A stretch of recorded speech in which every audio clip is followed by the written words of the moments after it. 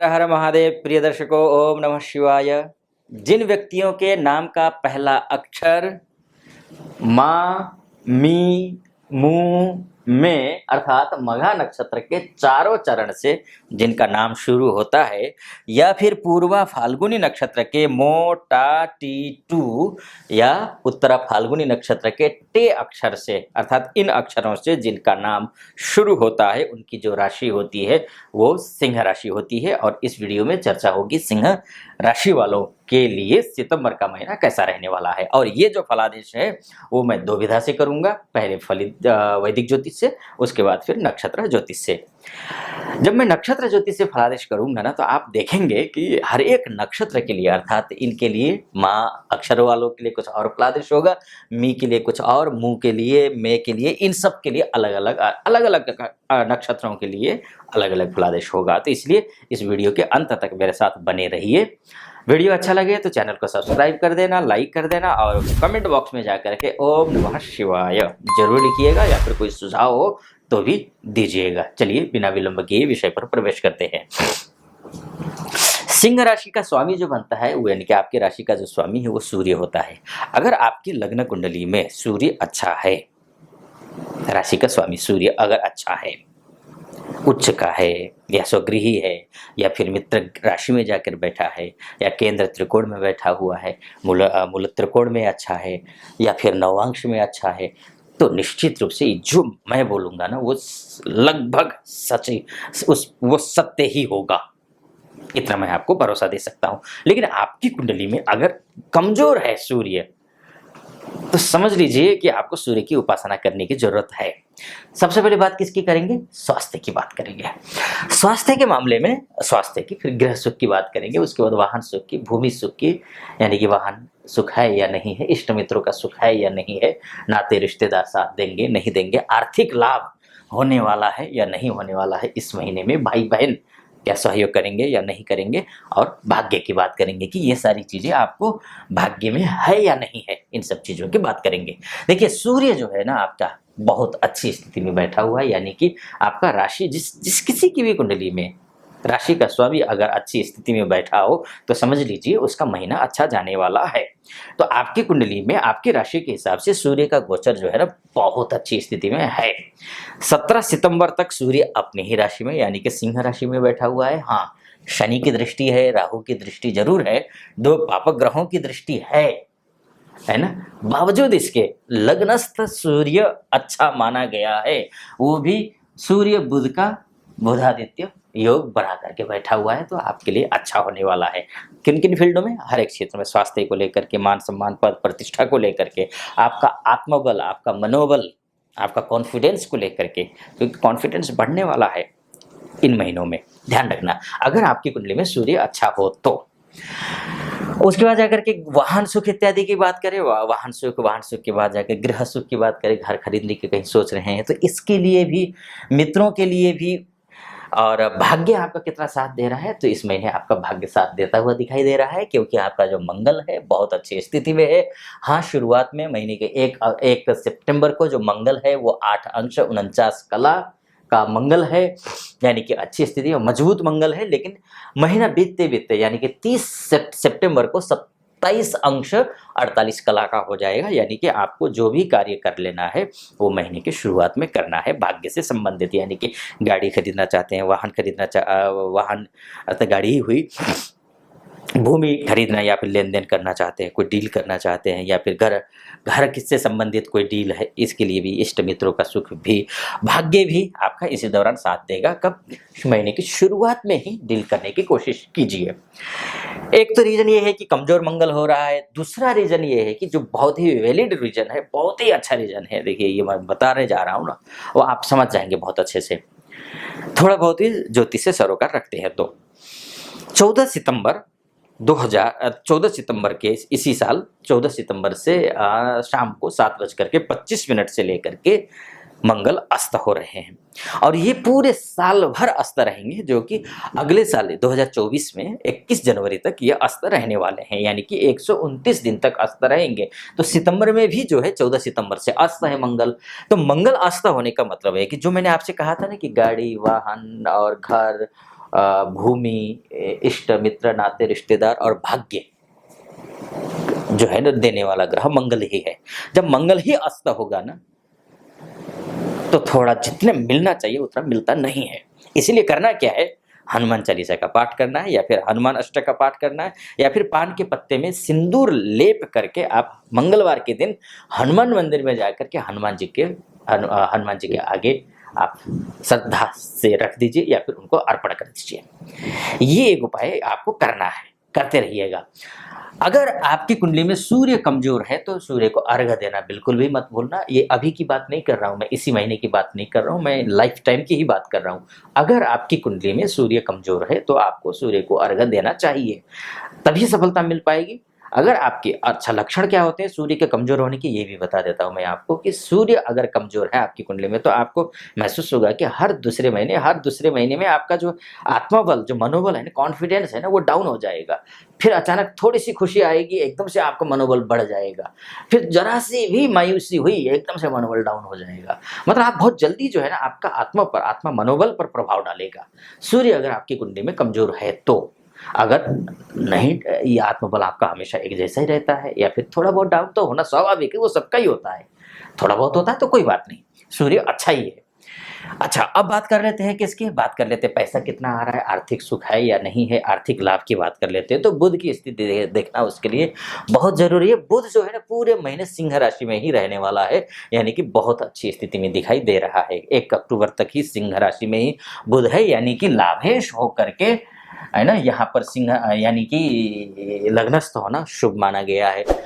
कुटुंबेश होकर गए यानी कि द्वितीयेश होकर गए लग्नस्थ होना ये भी शुभ माना गया। धन योग है यानी कि पैसा तो आ रहा है, बस इतना है मंगल अस्त होने की वजह से आपका पैसा का मैनेजमेंट सही से नहीं हो सकता, इस बात का ध्यान देना है। अगर कहीं कोई प्रॉब्लम आ रही है तो मैंने जो उपाय बताया वो आपको कर लेना है। अच्छा चलिए, अब शिक्षा की बात कर लेते हैं, संतान सुख की बात कर लेते हैं, बात लव लाइफ की कर लेते हैं।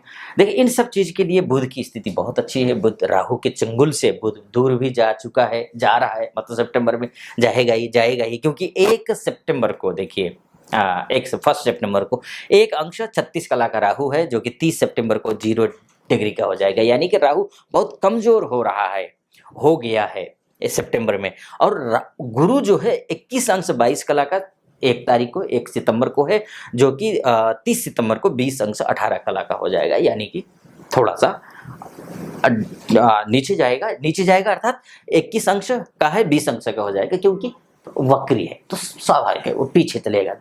वक्री ग्रह हमेशा पीछे चलते हैं, तो इसलिए ये स्थिति, ये जो डिग्री है वो बहुत अच्छी डिग्री मानी गई है। इसलिए लव लाइफ के लिए बहुत अच्छा है, शिक्षा के लिए बहुत अच्छी स्थिति दिखाई दे रही है। तो कोई चिंता की बात है नहीं, क्योंकि राहु की चंगुल से बृहस्पति जो गुरु चांडाल योग था ना उसका प्रभाव कम होगा, यानी कि आपके लव लाइफ में, शिक्षा में, संतान सुख में, प्रेम संबंध इत्यादि में। बात कर लेते हैं जो है बिजनेस की, दाम्पत्य जीवन की, या फिर उसके बाद जाकर के कोर्ट कचहरी में मामला फंसा हुआ है तो उसके लिए क्या कुछ होगा, नौकरी, मान सम्मान, पद प्रतिष्ठा की बात कर लेते हैं। तो देखिए शनि जो है ना बहुत अच्छे डिग्रियों में मूल त्रिकोण में अपने ही घर में शतभिषा नक्षत्र में बैठा हुआ है, जो कि बहुत अच्छी स्थिति है, यानी कि कोई चिंता वाली बात नहीं है। यानी कि आपका बिजनेस जो है ना वो भी अच्छा चलने वाला है, बिजनेस भी अच्छा चलेगा, दाम्पत्य जीवन भी अच्छा रहने वाला है। हाँ, कहीं कोई कोर्ट कचहरी का मामला फंसा हुआ है तो वो भी लगभग सुलझता हुआ दिखाई दे रहा है, तो ये भी आपको ध्यान देना होगा। यानी कि कुछ कमजोरियां हैं, मैंने बताया, सब कुछ ध्यान रखना। मैं जो बता रहा हूँ ना वो आपको प्राप्त होंगे, लेकिन उपाय जो मैंने बताया ना वो जरूर करना है, ध्यान रखना, ठीक। अच्छा, तो आपका व्यापार भी ठीक है, दाम्पत्य जीवन की स्थिति भी अच्छी दिखाई दे रही है, तो वहीं पर जो है आपका क्या कोर्ट कचहरी इत्यादि का मामला भी ठीक सुलझता हुआ दिखाई दे रहा है इस महीने। अच्छी स्थिति दिखाई दे रही है। नौकरी में अगर इंटरव्यू देने जा रहे हैं या नौकरी कर रहे हैं बॉस इत्यादि के साथ में, आपके बॉस के साथ में, कलीग के साथ में बन नहीं रही है, पिछले दिनों अगर नहीं बन रही होगी तो इस महीने बनने की भरपूर संभावनाएं दिखाई दे रही हैं। प्रमोशन इत्यादि का भी योग दिखाई दे रहा है। हाँ, अगर विदेश से संबंधित MNC इत्यादि में काम करते हैं या फिर व्यापार भी करते हैं तो जो है इम्पोर्ट एक्सपोर्ट का, जो विदेश से संबंधित विदेश में इम्पोर्ट या एक्सपोर्ट का काम करते हैं तो उसके लिए भी स्थिति अच्छी दिखाई दे रही है। तो यहाँ अच्छी स्थिति दिखाई दे रही है, क्योंकि द्वादशस्थ शुक्र कोई भी ग्रह अच्छा नहीं होता, लेकिन शुक्र अच्छा होता है। यहाँ की दिग्बली हो जाता है शुक्र ना।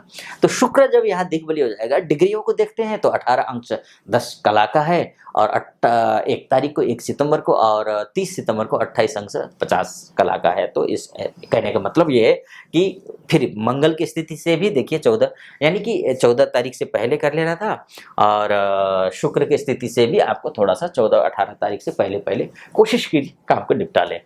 यानी सितंबर का जो पहला हाथ है, 18 तारीख तक का जो समय है वो बेहतर है। 18 तारीख के बाद का जो स्थिति बनती है थोड़ा सा संभलने का है, लेकिन खराब नहीं बोलूँगा, जो मैंने उपाय वो करना है आपको, ठीक हो जाएगा। चलिए, अब बात हो गई वैदिक ज्योतिष की, बात अब नक्षत्र ज्योतिष की कर लेते हैं। राहु केतु की भी मैंने बात कर लेता हूँ। तो राहु भी देखिए 30 अक्टूबर से अक्टूबर में जा रहा है, तो राहु से मैंने आपको बताया ही कि राहु और गुरु के बीच में काफ़ी डिस्टेंस बढ़ रहा है। केतु की भी यही हाल है। केतु भी तुला राशि में है, ये कन्या राशि में चला जाएगा, अच्छा ही है। कन्या राशि में जाने के बाद थोड़ा सा, और खैर वो बात की बात है, 30 अक्टूबर के बाद की बात है, तो अक्टूबर या फिर नवंबर में इसकी बात करेंगे। चलिए, नक्षत्र ज्योतिष की बात कर लेते हैं। देखिए, नक्षत्र ज्योतिष के हिसाब से मघा नक्षत्र है, तो देखिए सबसे पहले बात मघा नक्षत्र की, यानी कि जिन व्यक्तियों के नाम का जो पहला अक्षर होता है वो माँ से, जिसका नाम माँ से शुरू होता है, यानी कि जिसका नाम माधव है, जैसे जैसे मितुल है, मी से शुरू हुआ है ना, मू से शुरू हुआ, या फिर मे से शुरू हुआ, उनका जो है मघा नक्षत्र होता है। मघा नक्षत्र वालों के लिए जो है वो जो वर्तमान में, यानी कि सितंबर के महीने के 13 तारीख तक क्या है कि सूर्य पूर्व फाल्गुनी नक्षत्र में गोचर कर रहे हैं। तो उस हिसाब से अगर हम काउंटिंग करते हैं तो संपत तारा है मघा नक्षत्र वालों के लिए। संपत तारा यानी कि नवतारा में जब संपत तारा होता है तो अच्छी स्थिति दिख रही है, यानी कि समृद्धि की स्थिति है, बहुत ही बढ़िया, बहुत ही शानदार दिखाई दे रहा है। चूंकि अब 14 तारीख के 3:25 के बाद से लेकर के जो समय शुरू होता है मघा नक्षत्र वालों के लिए उतना अच्छा नहीं है। कारण क्या है? विपत तारा है। विपत अर्थात शुभ नहीं होता है। देखिए ना, यही बात है। एक बात आपको ध्यान रखना, वैदिक ज्योतिष से भी आपको मैंने बोला 14 सितंबर से मंगल अस्त था, इस वजह से मैंने आपको सावधानी बरतने के लिए कहा था। नक्षत्र ज्योतिष के हिसाब से भी मघा नक्षत्र वालों के लिए 14 तारीख के बाद विपत तारा है, शुभ नहीं है, ध्यान रखना है। ठीक, अब आते हैं करना क्या है, वही जो मैंने हनुमान जी की पूजा कहा। एक दूसरी बात, सूर्य को अर्घ्य देना, सुबह जल्दी उठना। अच्छा, दूसरी बात करते हैं। दूसरा नक्षत्र है पूर्वा फाल्गुनी नक्षत्र, जिसका नाम मोटा टीटू से शुरू होता है, उसकी बात कर लेते हैं। तो देखिए, जो 14 तारीख तक का जो टाइम है, समय है, वो जन्म तारा है इनके लिए। ठीक, जन्म तारा मतलब सामान्य से थोड़ा बेहतर स्थिति है, लेकिन 14 तारीख के बाद की जो स्थिति दिखती है वो संपत तारा, यानी कि बहुत अच्छा, बहुत बढ़िया, शानदार, धन धान्य समृद्धि का कारक है। यानी कि 14 तारीख तक सामान्य है, 14 तारीख के बाद बहुत बेहतर स्थिति है। किसके लिए? पूर्वा फाल्गुनी नक्षत्र के लिए। अब उत्तरा फाल्गुनी नक्षत्र की बात कर लेते हैं, अर्थात टे अक्षर से जिनका नाम शुरू होता है उनकी बात कर लेते हैं। 14 तारीख तक जो स्थिति बनती है अतिमित्र की स्थिति है, यानी कि अतिमित्र तारा है, यानी कि अत्यंत शुभ है 14 तारीख तक का जो समय है। लेकिन 14 तारीख के बाद का जो समय है ना, वो जन्म तारा है, यानी कि उतना शुभ तो नहीं है। 14 तारीख तक जितना शुभ है उतना शुभ तो नहीं है, लेकिन 14 तारीख के बाद की जो भी स्थिति है वो खराब नहीं है, सामान्य से थोड़ा बेहतर है हर एक मामले में, चाहे किसी भी मामले, स्वास्थ्य को लेकर, गृह सुख, वाहन सुख, इष्ट मित्र, भाग्य, दाम्पत्य जीवन, लव लाइफ, शिक्षा, हर एक क्षेत्र को लेकर के। व्यापार करते हैं, व्यापार के लिए, मान सम्मान, पद प्रतिष्ठा के लिए, हर एक क्षेत्र के लिए जो मैंने आपसे कहा ना इस समय शुभ होगा, तो उस समय ये सारी चीज़ों में शुभ होगा, इन बिंदुओं में शुभ होगा। चलिए, बिना विलंब के अब इस वीडियो को यहीं पर समाप्त करता हूँ। आपको ये वीडियो कैसा लगा? अच्छा लगा हो तो चैनल को सब्सक्राइब करना बिल्कुल मत भूलिएगा, और लाइक जरूर कर दीजिएगा। कमेंट बॉक्स में जाकर के ओम नमः शिवाय जरूर लिखिएगा, या फिर कोई सुझाव हो तो वो भी आप वहाँ पर लिख दीजिएगा। चलिए, फिलहाल अनुमति दीजिए। ओम नमः शिवाय।